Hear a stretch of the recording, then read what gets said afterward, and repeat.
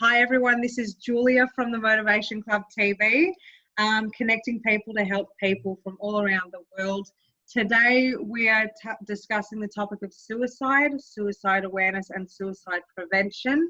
And today I have Leigh White with me today. I'm really excited to have her here.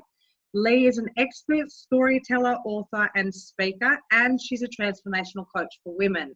And her passion is to guide women to create the life that they desire, and was inspired by a defining moment in her life in 2006 after her brother died by suicide.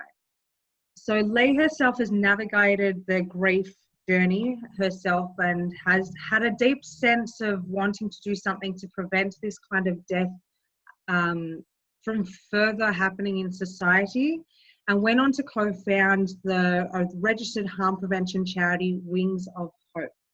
So these days, Leigh speaks on behalf of the suicide bereaved community as a writer and transformational coach, serving women around the globe. So Leigh, thank you so much for being here today. It's such a pleasure to have you here. I know that you speak regularly for the bereaved community and for suicide groups at universities and conferences. So I'm really, really eager to pick your brain today to help anyone experiencing suicide and anyone who is bereaved by suicide. So thank you very much for being here and exploring this topic today. Oh, Julia, thank you so much for having me. This is such a wonderful opportunity just to connect with your incredible Motivation Club network of everybody that's looking for all of the help and resources that they need to be a better version of themselves. It's fantastic. I'm really grateful. Oh, thank you so much. So to start, I was wondering if you could tell us a bit about your brother and what he was going through around the time of his death. So in 2006 was the time when my brother made that, fatal choice. And in the lead up to that, like he'd always been a very really liked and loved guy, super not like popularity, but he always had great friends and girlfriends and all of those sort of things. And he always had different jobs, and he was someone that was a really valued friend, ours personally, and sort of struggled a little bit, but we would never have seen this coming because he was so loved. And I guess towards the end, he was 38 when he died. And I mean, all that number means is he was part of a group that can be at risk. But it really, one of the hardest lessons for us is it's completely non-exclusive. This type of death can happen at any age, and to men or women, and from all walks of life. So for him, what we believe from the information that we had was quite a trigger for him was knowing that his longtime partner was going to enter a battle with cancer beyond her control after many, many years. And we were all there supporting him. There was a lot of people around him. It wasn't sudden, it's like that thing where you know that this is coming when someone's in more of a palliative care situation. But after that happened, that seemed to be the trigger. And there were some signs that you only know when you're on the other side is sometimes a person can go through things like giving away their belongings, getting very organised, doing all their tax returns and doing all this stuff. And you think, wow, they're totally on top of everything. And it's actually, it can go either way. Doesn't mean that there's never like a definite sign, because like I said, it can be, this kind of decision can be a very spontaneous decision, or it can be very well planned out. And for him, the story kind of goes, he went missing. And so that had never really happened for us before. And later he was found by a National Parks and Wildlife staff member. And so then our family, you know, we came close, you know, together in that sort of 24, 48-hour period when he was missing. And we were just trying to, you know, get very resourceful. And then when we got the news, you know, you end up becoming very grateful for the support from the frontline emergency workers, like your police and ambulance officers, who have to be involved. And, you know, they were incredible, and they gave us some really good information and support. And that period, your whole world stops. Nothing else matters in that time. It just stops everything for that immediate phase. Thank you very much for sharing that. I really appreciate you going back to that time for us. So as a result of his death, what did your family experience? Well, you go through these things. We've got to work out who we're going to tell. What are we going to do? Those immediate things. There's a lot of arrangements to be made, and you're reeling inside. You know, it's a very difficult journey. And so each of us dealt with it differently. So there was my oldest brother, and my middle brother had died. And so my oldest brother and both of my parents and I, and then our families around us. I had a 1-year-old and a nearly like 2.5, 3-year-old at the time. It's a very difficult time. What each of us did was we were in contact with each other a lot. And at my oldest brother's work, he was given a book called Coping with Grief by Mal McKissick. He's a Sydney expert in the area. And that book actually talks about the physical and mental effects of death. And it's just for any type of death. So it's actually a really good resource, because you begin to understand that you're going into shock and you actually are not functioning.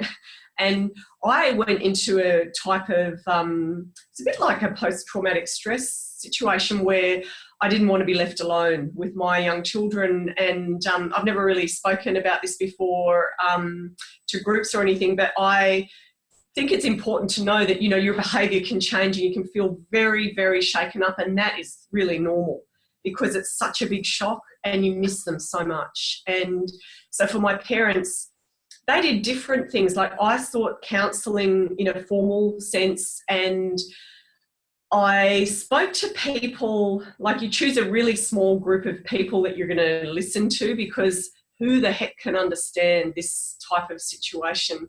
And I was really fortunate that I worked as a consultant at the time, and I knew ladies that were older than me, and they'd worked in mental health and social welfare industries for a long time. So they were just, this was what they were trained in. And so we could just have a bit of a chat, and I did get counselling. But for my dad, he ended up spending a lot of time with colleagues at the bowling club, because he's a lawn bowler. And so he would just talk, and other people would kind of hold space for him. And one of them was a doctor, so he's a really knowledgeable guy. And Mum did her own types of things, and her friends were very supportive for her.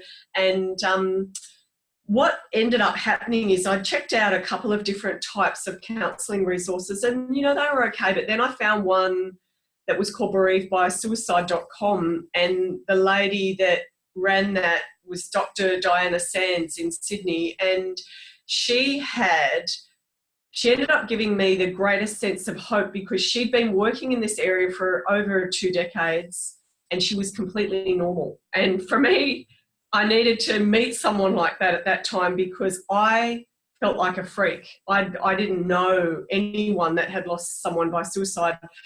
And I was so out of my head completely. And so she seemed lovely and really normal, and I thought, oh. And I remember asking her, when's it going to get better? And she said, just over the years, you know, or sorry, she wouldn't have said over the years, no specific time, but just that a little bit of light would start to come through. And I thought, okay, it's going to get better. And I could kind of hold on to that.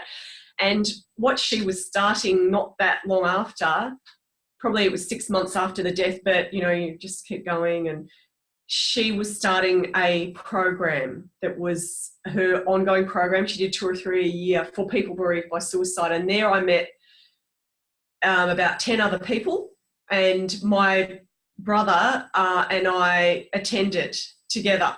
We'd go every 2 weeks, and she took us through a really structured program.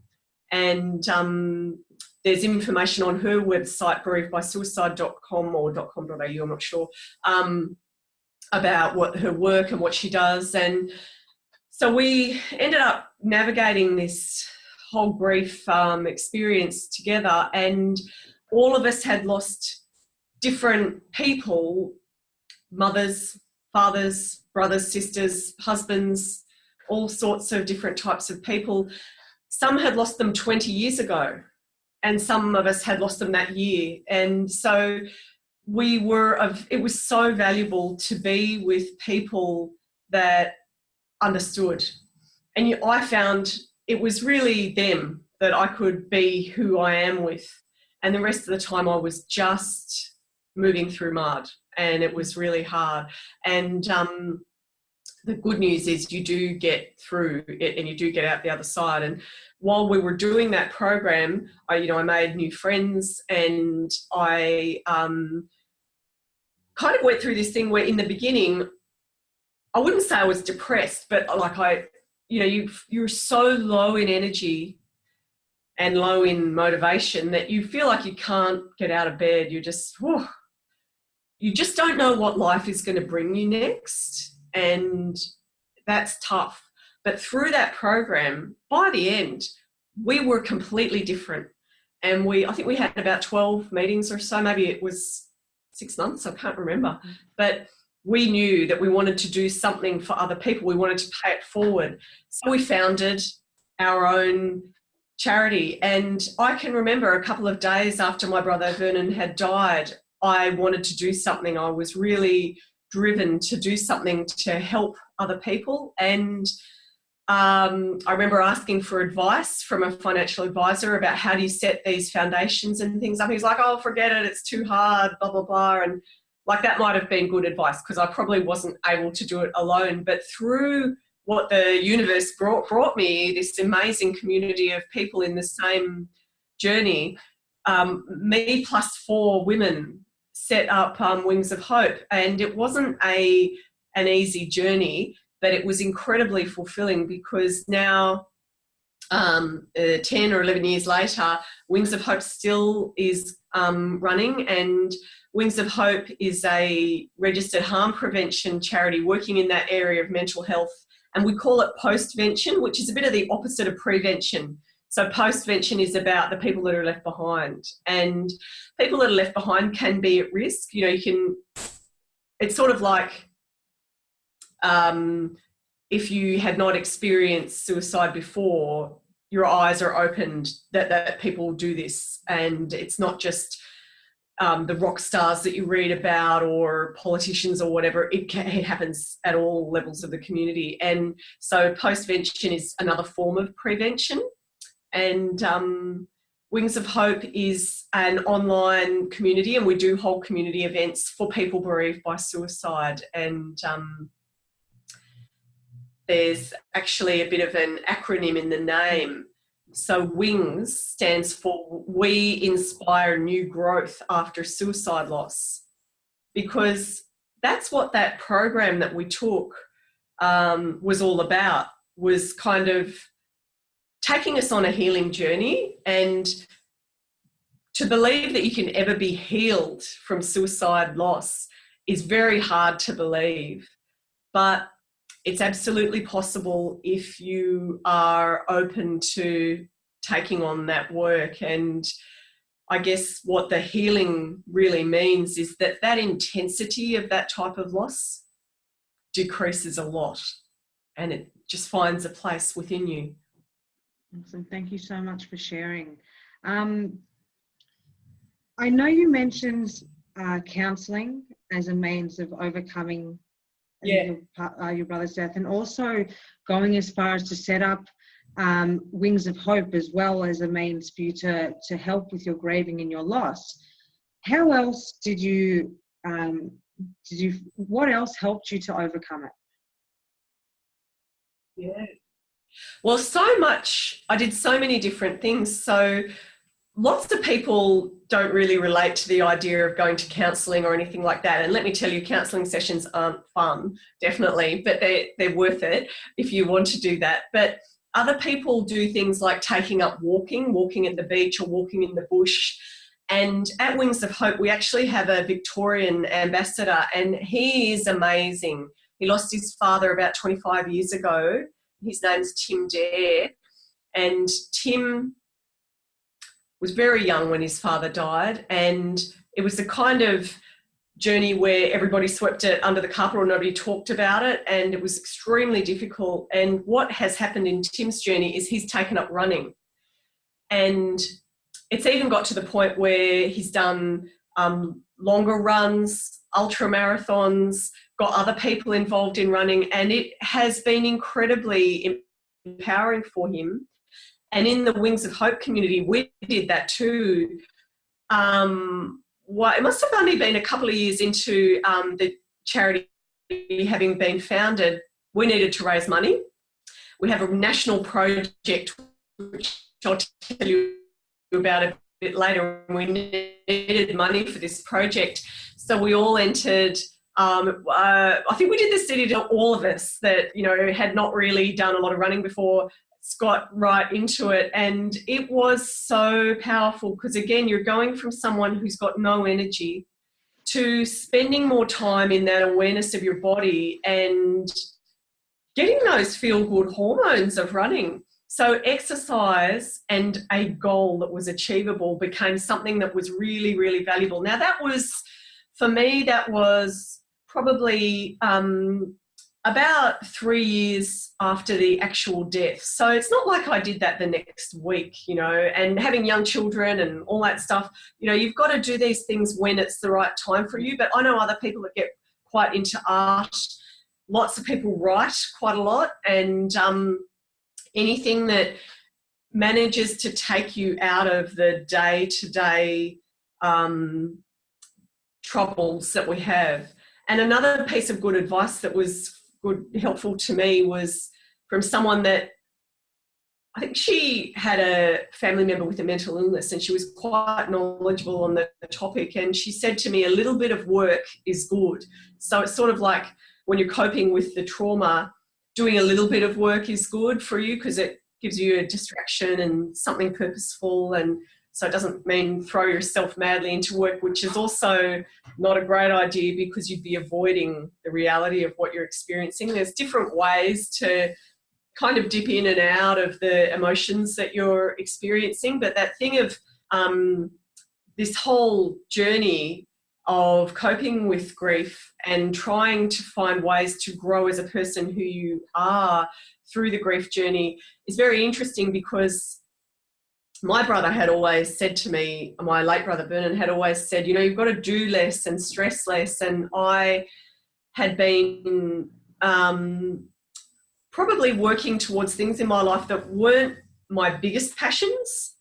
And so after he'd gone, I remember a friend saying to me, he always said, you should do less and stress less about me. And it was like, oh, I could kind of hear him saying that. And I started to really take that on board. And I realised I'd been working a lot with very young children when he died. And I changed everything.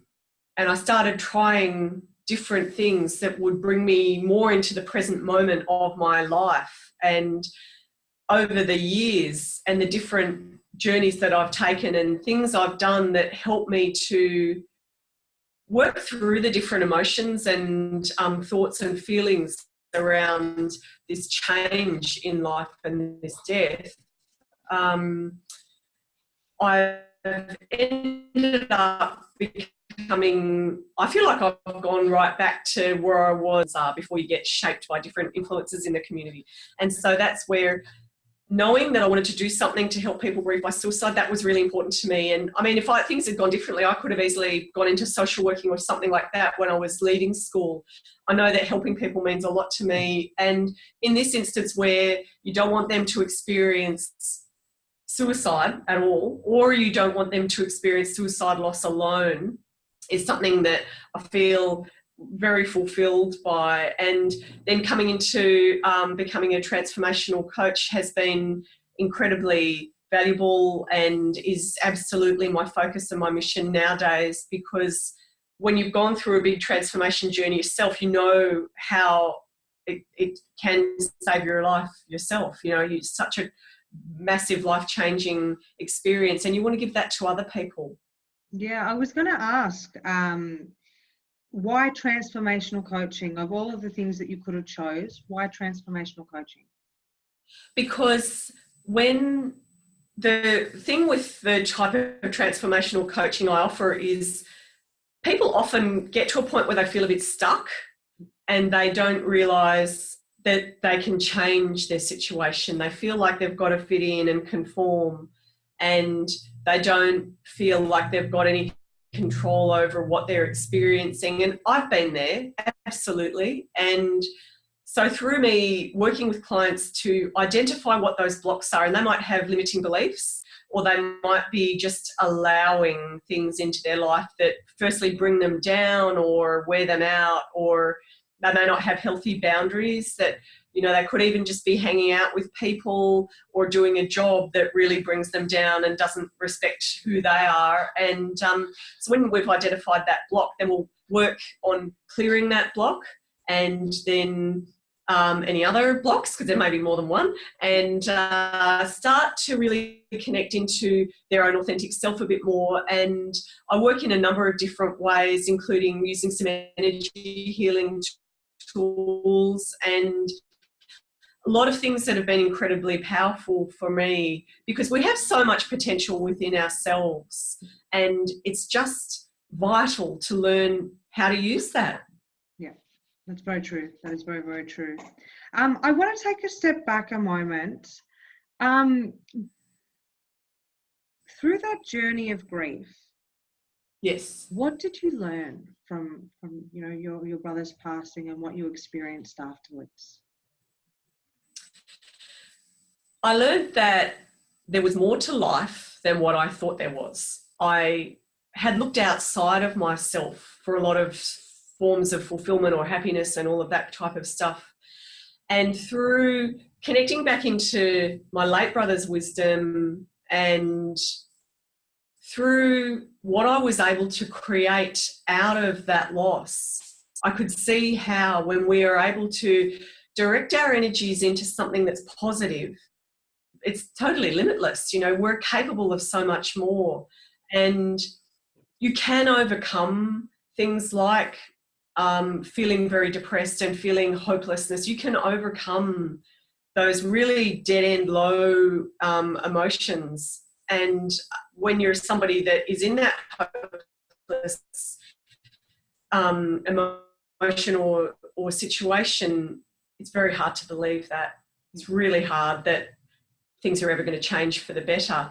So as I learnt more and more about it, I learnt all these different tools. So the person that I am now is completely different to who I was, but I'm still learning. It never stops. That's been the eye-opener, is it never stops. So I guess that's hence why the transformational coaching, isn't it? That you wanted to help people to transform themselves. So we've covered today, you know, your what was happening for your late brother Vernon, you know, what yourself and the family experienced and how you all chose to overcome it. We also covered what you learned from it, which was really important, and how you channeled what you had experienced into a career, and you know, there's more to life. I'm going to become a transformational coach, especially after your own experience transforming yourself, and then to set up Wings for Hope, which is very admirable. in your position, and the same for your co-founders too. I know you're working on a national project at the moment. Could you tell us a bit about that? Because it sounds very interesting.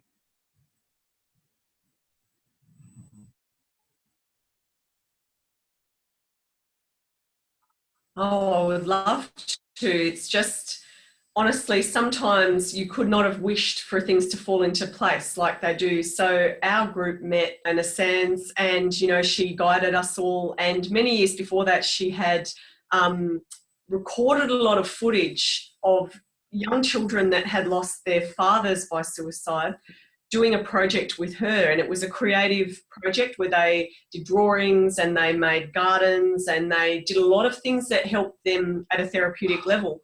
And she recorded all this footage and never been able to actually publish it or do anything with it. So we banded together and she wrote a book and a DVD that there is nothing else like it. It features the voices of the children and their artwork, and it's a resource that teachers or counsellors or parents or anybody can just put it into their computer or their DVD player and watch a 17-minute DVD where the children navigate the different emotions they experience. So they might talk about their anger, the confusion, who helps them now. Yeah. They might talk about all those little conversations that they have, and they've got just the most emotive stories. There's one little boy that says, you know, I lost my dad and I really love spiders. You know, I watch spiders and the spiders, they just keep on trying. You know, he's got such a great message. It's beautiful. Yeah, so our project is about placing a copy of that resource into every school, every primary school in Australia and beyond. So we've been working on that, and anybody can support the project. We would love to have government funding to just place a copy in every school. So that's what we're working towards. Wonderful. And anybody that wants to run a fun run or set a personal project to raise funds for it is welcome too. Yeah, definitely. On that note, how can people get in touch with you in regards to Wings for Hope? Okay, so Wings of Hope has a Facebook page. Yep. So you can type Wings of Hope Association in there and you'll see all the purple and blue colours. And Wings of Hope has a website, wingsofhope.org.au, and it's wingsofhope.org.au. And one of the other things we've done that has been really helpful is every November we hold a Remembrance Gathering in Sydney, and that Remembrance Gathering is really, it's a small gathering. It's not, doesn't have TV cameras and all of that like the big ones at the Opera House, and it's very private in that way, where only the people of Wings of Hope in our network come along to a special place where we've worked with that local council to have a seat installed and a tree installed. That tree's been there for about 6 or 7 years now. It's actually getting quite big, and there's a plaque, and it is a really special place. And I know that people who've come to the gathering then come back to that spot, like at the anniversary of their loved one's death, or at other times when they just want to walk to that place. And so it's a very, very special, permanent place that we're so proud of. And that gathering is often, for many families, that is the time that they pause to remember their loved one and those around them. And so sometimes we'll have people that are newly bereaved that come, and then we'll have some that are have been bereaved for a longer period of time. And we always have speakers that have lost someone or are involved in the sector to come along and speak, and that's incredibly valuable to get different sharing of their writing or sharing of their stories. So we love that, and you can read about it on the Facebook page and the website, and you can also just sign up for the newsletters. We don't send a lot, so don't worry, but we do send the opportunities to support the program, or the opportunities to come to gatherings or read articles and things like that. Wonderful, wonderful. And for anyone that is recently bereaved, how can they find out about the whereabouts of that event and how to attend? So if you go onto our website, there is all of the information on there. It's in northern Sydney in an area called Balmoral. There's a little island down there sort of at the back of Mossman, and it's just, you know, it's on the water. It's a lovely private location because it's away from the other walkways on a little island. And so I know that in other areas of Sydney, there's the Western Sydney Suicide Prevention Network, and there are a lot of other organisations around, and we all try to work together and let each other know about the different events that are happening in the community, because this type of death is very unique, because only people who've lost someone suddenly can understand it a little bit, but losing someone suddenly by a car accident or by cancer or something quite like an aggressive illness, it's one thing. But when a person has made the decision to end their own life, the difficulty with that is that others can't really, it's very hard for us to feel understood by other people. And so that ease of the conversations, they're really difficult conversations, that ease of talking about feeling shame or feeling any remote form of responsibility around what had happened, you know, we all feel it in different ways. And I mean, it's not like we feel like we caused it to happen, but we all, often people feel there was maybe, you know, you ask yourself that question, what could I have done? And at the end of the day, there's nothing really that can be done, because it's a very complex type of death, and it's also a complex type of grief. So there's not one way that things can be done, and that's when networks and communities are just so incredibly helpful, and very honest with yourself about what you're experiencing. So if you're a person who feels like you might be at risk, it's so important to be able to stop sweeping it under the carpet and step forward and try to ask for help. And if you don't get help, ask someone else, because there's so much help available. And it's really important to take care of yourself, because you are so loved. You're so much more loved than you could ever imagine. And for anybody that's left behind, the same rule applies. Always try to get help, because there's a lot of help available for you. Wonderful. Thank you so much. Thank you so much. So we're coming to the end of our interview today, and I'm so grateful for your time. I've learned a lot myself, and I really look forward to sharing this with everyone. What is your final message for for the rest of the world in regards to suicide? I wish that suicide didn't happen, but it is one of those facts of the human condition, and not everybody